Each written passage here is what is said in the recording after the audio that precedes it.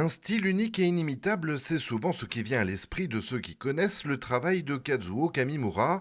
En France, 9 titres de son cru sont édités sur plus d'une quarantaine.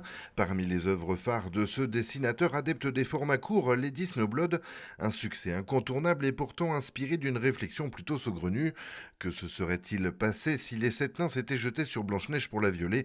Une vision dramatique destinée aux adultes entre érotisme et combat. Lady Snowblood, ça raconte l'histoire d'une jeune femme qui va porter toute sa vie la vengeance de sa mère.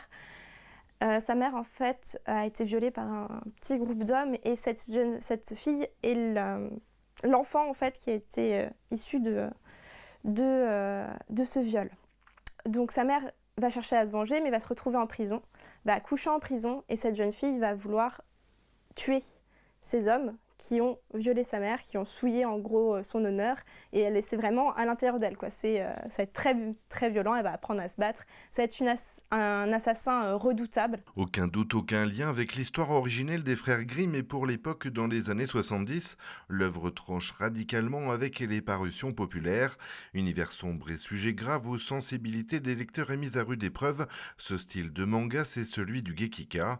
Polémique, critique ou diatribe satirique, le genre fait la part belle au réalisme en dépeignant la société japonaise dans ses travers et excentricités les plus sordides. Kamimura, c'est un auteur auquel on tient beaucoup, qu'on a découvert il y a une dizaine d'années, qu'on édite depuis 10 ans dans l'indifférence la plus totale. Mais grâce notamment à l'exposition qu'il y a eu à Angoulême l'année passée, on a eu beaucoup d'intérêt de la part d'ailleurs de non-lecteurs de manga, ce qui était très intéressant. En fait, c'était plutôt des fans d'art ou de bande dessinée qui ont découvert Kamimura grâce à l'exposition. On a d'ailleurs vendu autant de Kamimura en 4 jours qu'on en avait vendu en 10 ans, je crois. Mais je crois que c'est un auteur incontournable parce que c'est un auteur de l'époque des années 70 et c'est un vrai témoin de son époque. Et ça, c'est ça qui est génial et assez rare. Et c'est aussi un auteur assez avant-gardiste. Il met par exemple le combat de la femme vraiment au centre de son œuvre, mais tout le long, chacune de ses œuvres, ce sont soit des femmes solitaires, soit des femmes divorcées, enfin tous des sujets qu'on ne traitait pas du tout dans les années 70, le couple libre, le divorce, etc. C'est tous des sujets complètement tabous en fait au Japon. Même encore aujourd'hui, c'est pas des sujets dont on parle facilement. À noter aussi l'engagement de l'auteur à se faire narrateur d'une mémoire collective avec un gros travail autour de la période d'après-guerre, des références aux plus de 100 campagnes de bombardement américains sur l'ensemble de l'archipel nippon, plus de 120 000 orphelins de guerre estimés, dont 30 000 vagabonds forcés à mendier ou contraints au larcin pour survivre, une obsession qui prend une dimension d'envergure dans son one-shot, Une femme de Showa. Dans Une femme de Showa, il y a ce centre de redressement pour jeunes femmes qui est violente partout, en fait, que ce soit les violences physiques qu'on leur inflige, les violences psychologiques, comment est-ce qu'elles font pour s'en sortir. L'histoire est inspirée de faits réels, donc ça vient pas de nulle part.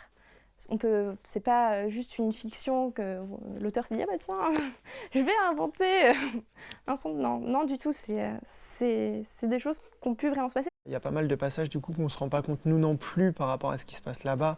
L'histoire nous apprend des choses et nous l'apprend de manière assez sombre, c'est vrai. La prostitution à son âge, ça surprend, mais on est juste un peu dégoûté, mais pas par le dessin, parce qu'on imagine plus nous.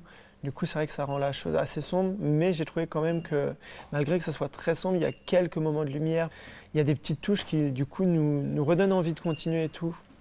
C'est vraiment intéressant. Il a fait, pour moi, un juste milieu qui se lit très bien. Avec Lady Snowblood qui a inspiré Kill Bill à Quentin Tarantino, mais aussi le Club des divorcés, nommé au Japan Expo Awards 2017 et récompensé dans la catégorie patrimoine à Angoulême. Kamimura plante le décor avec un fil rouge, celui de l'héroïne, la femme forte qui s'oppose à la condition dans laquelle elle est recluse. Une patte sensuelle où les femmes, souvent à demi nues, évoquent lyrisme et poésie. C'est un peu un défi pour lui, ça met en valeur les femmes. Et il arrive à leur donner, enfin du coup à ses héroïnes, à donner un caractère et une humanité vraiment, on pourrait l'imaginer en vrai, c'est très intéressant. Je trouve qu'il les a super bien travaillés. Avec un dessin juste sublime, hein, on l'appelle le maître de l'estampe, c'est pas pour rien. Avec 2 traits, il vous dessine une femme, c'est juste grandiose. Et puis il a travaillé dans plein d'autres choses qu'on n'a pas encore vues et qui est tout son travail en couleur, des pochettes de disques, de la publicité, de l'illustration, qui sont très très belles. Il a eu d'ailleurs Taniguchi comme assistant à une époque. Donc pour nous, c'est vraiment un incontournable. Malheureusement, il est décédé, donc on va arriver petit à petit au bout des œuvres à publier.